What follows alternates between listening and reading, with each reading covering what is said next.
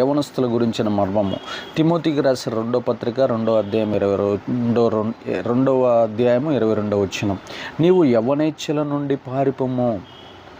ఎక్కడికి పారిపోవాలి?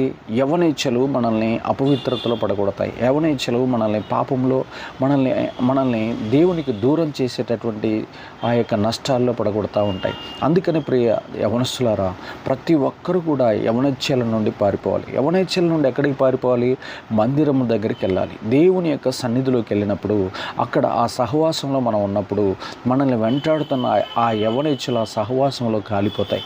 ఆ యొక్క ప్రార్థనలో, ఆ ఉపవాసాలలో, ఆ యొక్క దేవుని యొక్క సన్నిధిలో మనం గడపటం వల్ల మనల్ని పట్టి పీడిస్తున్నటువంటి ఆ యవనేచ్ఛలను మనల్ని వదిలిపెట్టి మన యవ్వనాన్ని జయించవచ్చు, యవ్వన బలమును పొందుకొని దేవునిలో వర్ధిల్లబడవచ్చు.